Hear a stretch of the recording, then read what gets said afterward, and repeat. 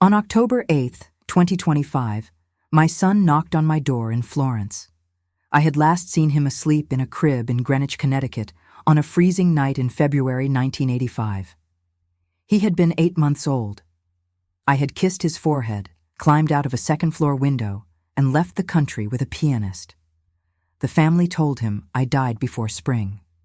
40 years later, he stood on a narrow street in the Oltrarno, holding a black-and-white photograph of me, and said, "They buried you without a death certificate." My name is Vivian Ashcroft. I was 73 years old, and I had rehearsed that moment so many times that I believed I knew what I would do. I thought I would reach for him. I thought I would say his name. Instead, I held the door because my knees had forgotten how to hold me. He was 41, tall, dark-haired, tired from the flight. He had Alden Whitfield's posture because Alden had raised him. But his hands were long and careful, the hands of the man Daniel had never been told existed. "Are you Vivian?" he asked. I said, "Yes." He closed his eyes. Then he gave me the second shock. "I did not cross an ocean to ask why you left me, not yet. I came because the woman I love has been told she is my sister." I let him into the apartment. By the end of that afternoon, I would tell my son the secret I had protected for 4 decades. But this time, resemblance and memory would not be enough. Before Daniel could marry anyone, before he could forgive me or decide never to see me again, we would need proof. To understand what had to be proved, you need to understand the family that made a death more respectable than a divorce. I was born in 1952 into old New England money. My family and the Whitfields shared accountants, holiday tables, and the same row of pews at church. By the time I was 29, everyone around me spoke of my marriage to Alden Whitfield as if it had already happened. Alden was 31, disciplined, and polite. He managed his family's property holdings from an office overlooking Greenwich Avenue. He did not raise his voice. He did not need to. Alden had been taught that the world became orderly when a Whitfield entered the room. Our wedding took place in October 1981. I will not pretend I was dragged to the altar. I said yes. I believed affection could grow from duty. I believed stability was a kind of love. Mostly, I had never been shown how to disappoint an entire family at once. For the first year, Alden and I were almost content.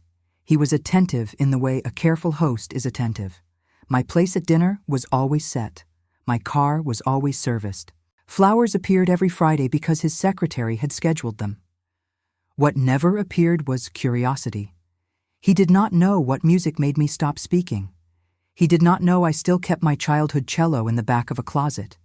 He did not know that some mornings I sat in my parked car for 10 minutes because entering that perfect house felt like fastening a dress one size too small. In the summer of 1983, the Whitfields hired Julian Vale to play piano at 6 weekend receptions. Julian was 30. He had grown up in Providence, the son of a music teacher and a postal clerk. He owned 1 black dinner jacket, 2 white shirts, and a pair of shoes he polished before every performance. Nothing about him belonged in the Whitfield house, which may be why he noticed everything inside it. At the second reception, he saw the cello case in the upstairs hall. "Who plays?" he asked me. "No one anymore?" That was not my question. I looked at him then. It is a dangerous thing to be seen clearly after years of being treated correctly. We began with music. I brought the cello downstairs after the guests left. He played simple pieces slowly enough for my hands to remember.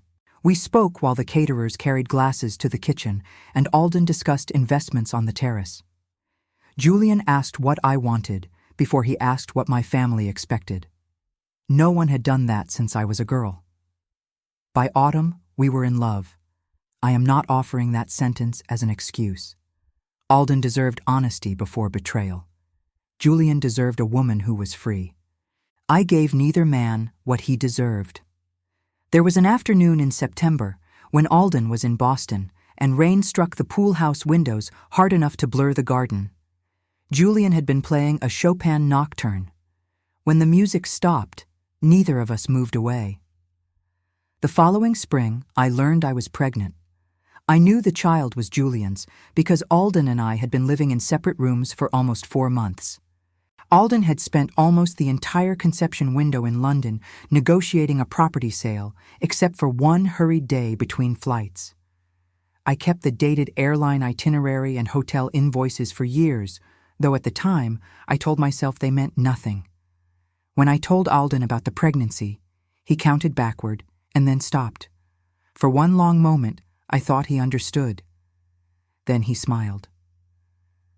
"The London trip," he said. "The weekend before." He had returned for less than a day between flights. He decided that was when our child had been conceived, because the alternative would have broken the future he had already arranged. Daniel was born on June 4th, 1984. Alden held him beside the hospital window and said, "He has the Whitfield brow." I looked at my baby and saw Julian around the mouth. I said, "Yes." That was the first lie I placed over my son. The others grew from it. Julian knew I had given birth. He believed Daniel was Alden's child. I let him believe it. I was afraid that if Julian knew the truth, he would demand that we take Daniel and disappear.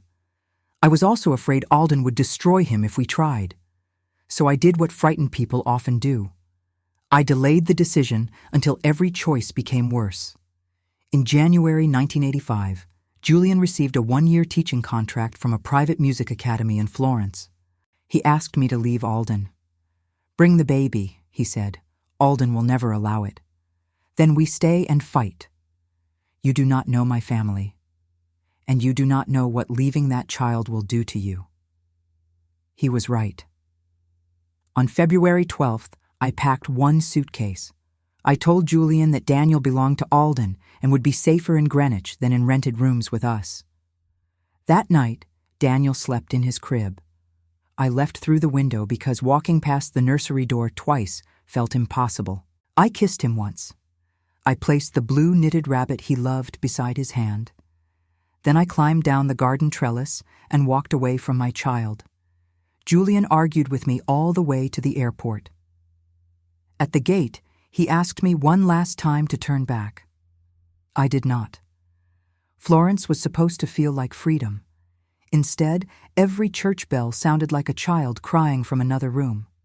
We rented 2 rooms above a bakery near Piazza Santo Spirito. Julian taught during the day and played in restaurants at night. I found work repairing old fabric for a woman who restored church vestments. We had almost no money, but money was not what made those first months difficult. Julian could not forgive the empty space where Daniel should have been. "Call Alden," he said the first morning. I did. The housekeeper recognized my voice and began to cry. Before she could say more, the line went dead. I called again that evening. A man from Alden's legal office answered. "Mrs. Whitfield died this winter," he said. "I am Mrs. Whitfield. Not in Greenwich." He told me a private memorial had been held. He told me Daniel would be raised without scandal. Then he said something I remember word for word. A deceased woman should not telephone her former home. There was no forged death certificate. The Whitfields did not need one. They sent notices to friends, told the church that I had died while traveling, and removed my name from every conversation Daniel would ever hear. In their world, repetition could turn a lie into family history. I wrote to Daniel on his first birthday. The envelope came back unopened. I wrote again at Christmas, then on his second birthday. One letter was returned with a warning from Alden's lawyer. Another simply vanished. Julian wanted us to go back to Connecticut and stand at the gate. I was afraid Alden would have Julian arrested. I was afraid my own parents would help him. Most of all, I was afraid that if I fought and lost, Daniel would be made to believe I had tried to steal him from the only home he knew. Those fears explain my silence at the beginning. They do not excuse the decades that followed. When Daniel turned 18, no lawyer could have stopped me from finding him. I had his college address. I wrote 6 pages. I even bought a ticket to New York. Then I imagined him reading that his dead mother had chosen another man and another country. I imagined him looking at me with the same disgust I already felt for myself. I canceled the ticket. After that, the locked gate was no longer in Greenwich. It was inside me. Julian and I married in Florence in 1987. He loved me, but he never romanticized what I had done. Every June 4th, he put a small candle on the table for Daniel.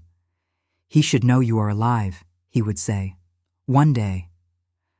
One day is how cowards rename never. He was right about that too. Julian died in 2007 after a sudden brain hemorrhage. He was 54. I sat beside him in the hospital with 22 years of truth still trapped in my throat. He died believing Daniel was Alden's son. I had denied my child his mother, and I had denied Julian the knowledge that he was a father. Back in Connecticut, Alden raised Daniel inside the story he had created. Daniel told me that his father never described my death in detail. Whenever the boy asked, Alden said, "It was sudden, and speaking of it will not bring her back." Daniel learned not to ask. In 1992, Alden married a woman named Nora Bennett. Their marriage lasted less than a year. Before that wedding, Alden had obtained a divorce from me in absentia. Publicly, I was still the tragic wife who had died. Legally, I was the wife who had disappeared. Nora left for Oregon while she was pregnant. Claire was born later in 1993 and grew up under the surname Bennett. Nora asked Alden to stay out of their daughter's life. Alden agreed and never told Daniel that Claire existed. Daniel and Claire had never met. That detail mattered 40 years later. Daniel became a consultant who helped restore historic buildings. Claire worked for a foundation that funded museums and public landmarks. They met in 2022 during the restoration of an old theater in Boston. He was Daniel Whitfield. She was Claire Bennett. They were adults from opposite coasts, separated by 9 years, with no shared childhood and no reason for Daniel to connect Claire to Alden. They fell in love slowly. Coffee after meetings became dinner. Dinner became weekends. During those years, Alden lived mostly in London, and Daniel saw him rarely. Claire had never met him. Daniel had mentioned her first name during a few brief calls, but never her mother, and Alden had never asked. Then, in August 2025, Daniel and Claire announced their engagement. Nora saw the photograph online. She called Claire that night and told her the truth. Alden Whitfield was her biological father. If Alden was also Daniel's father, Daniel and Claire were half-siblings. They ended the engagement the next morning. Daniel did not tell me that part without looking away. "We had already chosen a date," he said in my apartment. "We had sent invitations. Then in one phone call, the woman I loved became someone I was not allowed to love." What did Alden say? That Nora was telling the truth. Claire is his daughter. Then he said there was nothing else to discuss. But Daniel had spent his life being told there was nothing else to discuss. This time he kept asking. He requested a copy of my death certificate because he wanted my medical history. Connecticut had no record of my death. Neither did Massachusetts, New York, France, or Switzerland, the places Alden claimed I might have died. Daniel hired an investigator. She found the private memorial notice, but no burial permit, no cemetery record, and no obituary issued by a newspaper. Then she found an old passenger list with my birth name and a flight to Rome on February 13th, 1985. From Rome, the trail led to Florence. Public business records led to the textile restoration shop I had owned for 17 years. That was how my son arrived at my door carrying a photograph of a dead woman whose name was still printed in an Italian business register. He listened without interrupting as I told him about Julian. I showed him the London itinerary, Alden's hotel invoices, and the calendar where I had marked the dates of my pregnancy. I showed him photographs of Julian at the piano. Daniel studied one of them for a long time. "You think he was my father." "I know he was." "No," Daniel said. "You know what you remember. You have had 40 years to build a story that lets you live with yourself." The words hurt because they were fair. I brought out a small wooden box. Inside were Julian's letters, the returned birthday envelopes, and a cassette recording he had made in 1986. His sister Sophia is alive, I said. She lives in Prato. She would agree to a test. Daniel placed the photograph back on the table. A photograph is not proof. Your calendar is not proof. Even those hands you keep staring at are not proof. I know. Then we do this with evidence. Alden, Claire, Julian's sister, all of it? I agreed. Before he left, Daniel stood beside the apartment door for several seconds. I wanted to ask whether I could touch him. I wanted to say that I had loved him every day. But love without presence can sound like an insult to the person who was left. So I said only, I will answer every question. He looked at me. You had 40 years to do that. Then he walked down the stairs. For 3 days, I heard nothing. On the 4th morning, Daniel sent one message. Sophia had agreed to provide a DNA sample. I had not spoken to Julian's sister in almost a year. When I called, she did not ask whether I was certain. She knew her brother had loved me. She also knew how he had grieved for the baby he believed belonged to another man. If Daniel is Julian's son, she said, then you kept my family from him too. Yes. I will take the test for Daniel, not for you. I understand. Daniel returned to Connecticut and told Claire everything. She wanted proof before hope. Together they asked Alden to participate. At first, he refused. Daniel later described that conversation to me. Alden sat behind the same walnut desk he had owned when we were married. He said DNA could not improve the situation. He said some questions were destructive by nature. Claire answered, the question already destroyed our future. The answer might give it back. Alden looked at the daughter he had hidden and the son he believed was his. Then he agreed. If you were Daniel, would you have wanted the truth, even if it could take away the only father you had ever known? The first result arrived in early December. The laboratory excluded Alden as Daniel's biological father.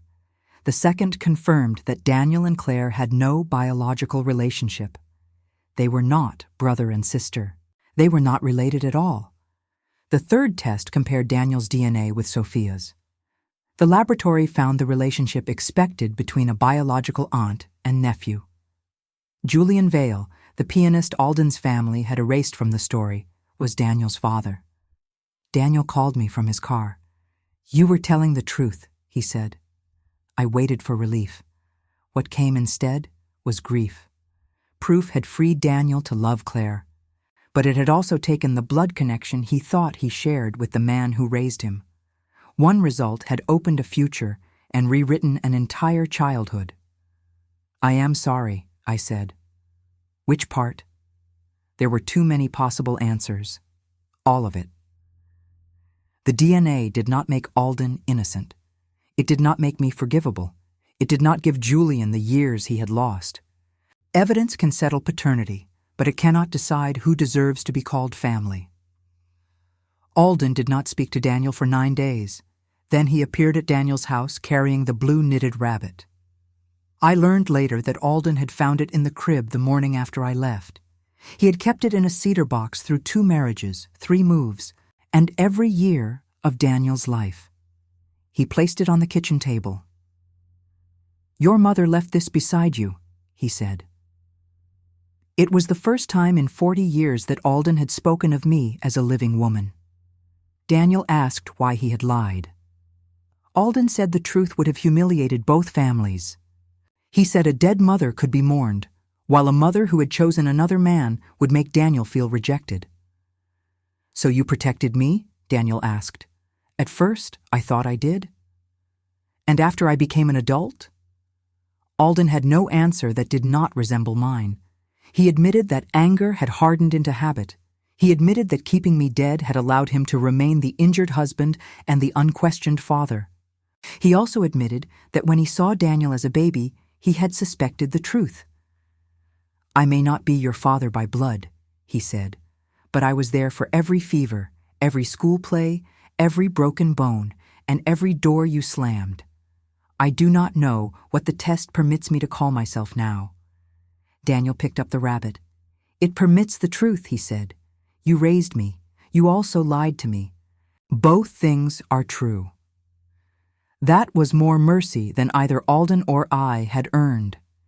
If this story has reminded you that families can hide their deepest wounds behind respectable photographs, subscribe to 65 and Sunny. There are more truths like mine, and silence has already had enough time. In January 2026, Daniel returned to Florence. This time, he did not stand at the threshold. He came inside carrying a small paper bag. He took out the blue rabbit and placed it in my hands. Its color had faded to gray. One ear had split at the seam. He kept it, I whispered. So did you, Daniel said, pointing to the photograph in my workroom. In the picture, he was 8 months old and holding that same rabbit. For 40 years, Alden and I had each preserved an object while failing to protect the person it belonged to. I repaired the torn ear at my work table. Daniel sat across from me and asked questions. Did I ever return to America? No. Did I watch him from a distance? Only through public records, college announcements, and one newspaper photograph when his restoration firm won an award. Why did I not contact him after he turned 18? That was the question I had spent decades preparing to answer, and every prepared answer sounded dishonest. Because I was ashamed, I said. Then I became afraid that your anger would confirm everything I believed about myself. I called that fear love because it sounded kinder. It was not love. It was cowardice. Daniel looked toward the window. I can believe you, he said, and still be angry. You should be. I can want to know you and still not call you Mom. I understand. And I may never forgive all of it. I threaded the needle through the rabbit's worn blue yarn. You do not owe me forgiveness. That was the first conversation we had in which I did not ask my son to carry anything for me. Later, I played Julian's cassette.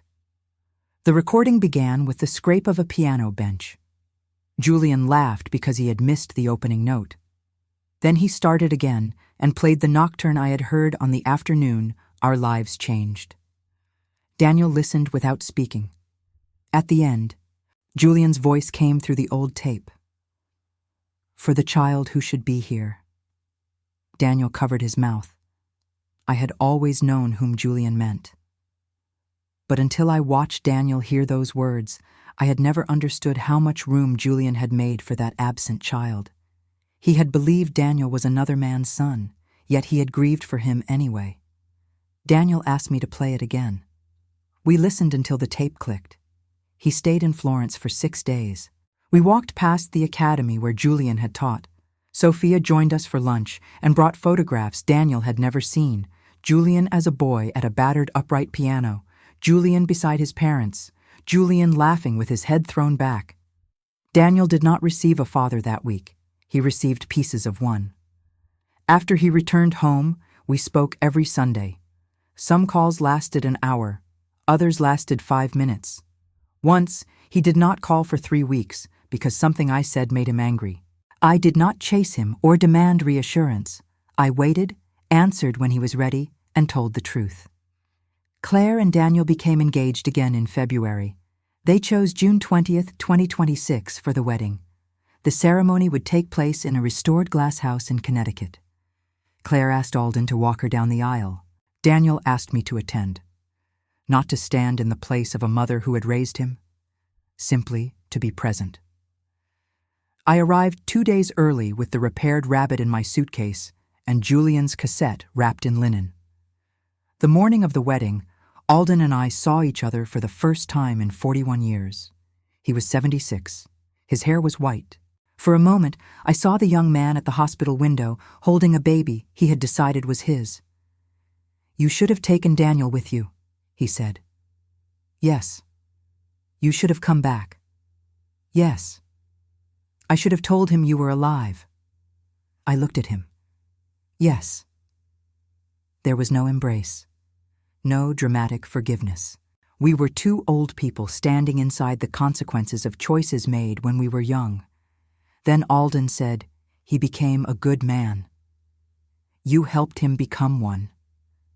That truth belonged to him. Claire walked down the aisle on Alden's arm. Daniel waited beneath the glasshouse vines. He wore Julian's silver cufflinks, a gift from Sophia. There was no scandal when they exchanged vows, no forbidden blood, no family curse. Just two people who had almost lost each other because too many adults had mistaken secrecy for protection. At the reception, Daniel came to my table. "I have something for you," I said. I gave him the blue rabbit. He ran his thumb over the repaired ear. "You fixed it. It will always show where it tore. That is all right," he said. "It does not have to look untouched." Then my son held out his hand and asked me to dance. He did not call me Mom. He did not say he forgave me. But while a pianist played a slow song, Daniel let me stand beside him in the life I had abandoned. I used to believe that telling the truth would destroy everyone. The truth did hurt us. It took away the story Daniel had trusted, exposed Alden's cruelty, and forced me to name my cowardice. But the lie had already done the destroying. The truth gave Daniel and Claire their future. It gave Daniel the name of his biological father. It gave Alden a chance to be honest about the father he had actually been. And it gave me something I had stopped believing I deserved. Not a clean beginning, but an honest one. If someone you loved had hidden a truth like this for 40 years, could you forgive them? Or are some silences too long to repair? Tell me in the comments. My name is Vivian Ashcroft. My family buried me in 1985. 40 years later, my son found me alive. And for the first time, none of us had to pretend a lie was the same thing as a grave.